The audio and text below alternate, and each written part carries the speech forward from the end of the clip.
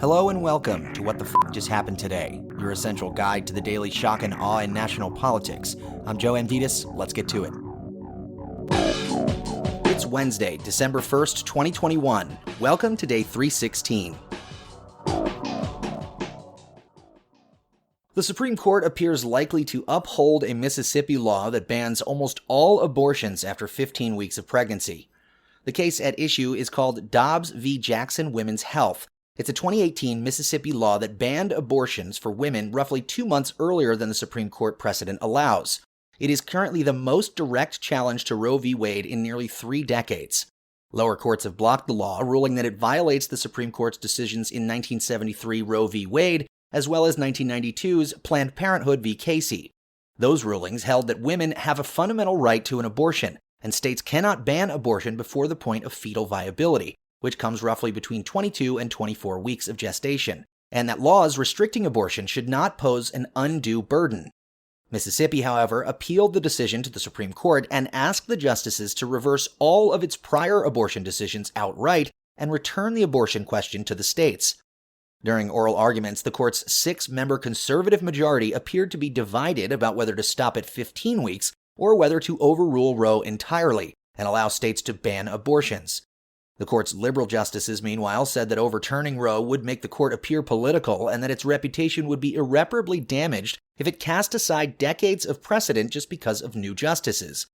Justice Stephen Breyer warned, quote, "It is particularly important to show that what we do in overturning a case is grounded in principle and not social pressure," end quote.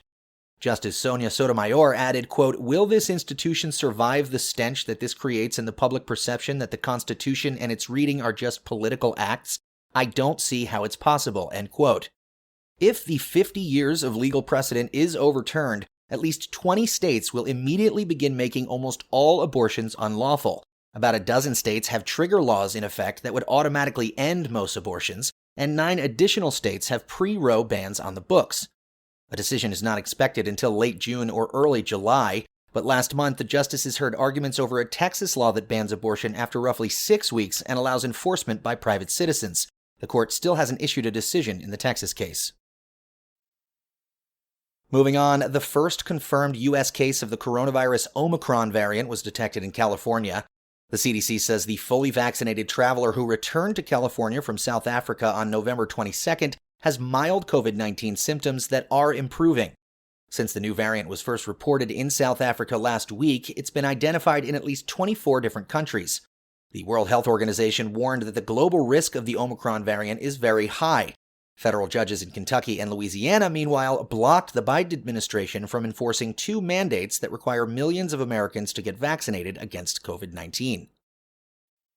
Meanwhile, the House Freedom Caucus is urging Mitch McConnell to force a government shutdown in an effort to defund the Biden administration's vaccine mandates.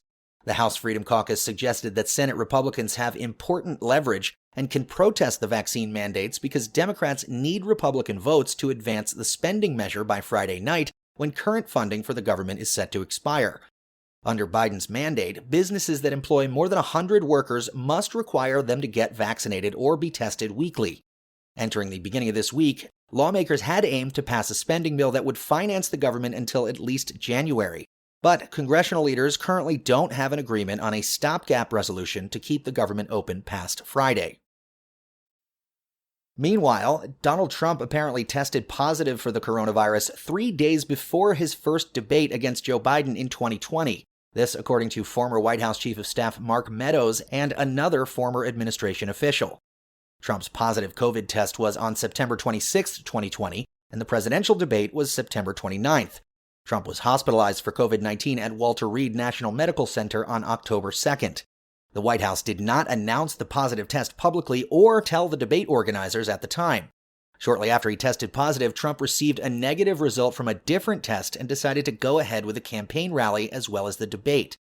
The administration first told the public on October 2nd that Trump had tested positive, several hours before he was hospitalized later that day. The White House at the time repeatedly declined to give a precise timeline of when Trump first received a positive test. Trump, meanwhile, called the report that he tested positive for COVID days before the debate fake news.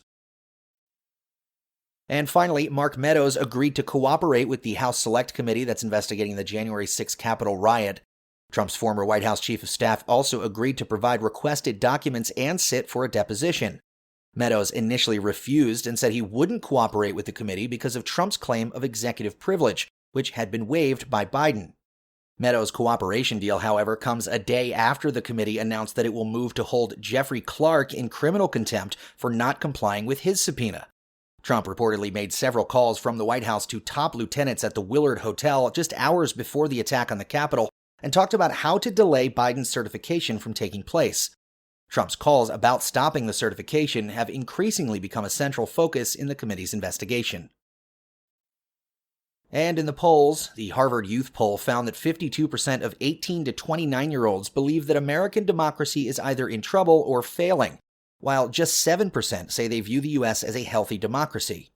46% of young Republicans, meanwhile, place the chances of a second civil war at 50% or higher, compared to 32% of Democrats and 38% of independents. That's all for now. You can find the links and sources for all of these stories on the main website. And as always, visit whatthefuckjusthappenedtoday.com for the latest news and headlines. Until next time, I'm Joe Amditas.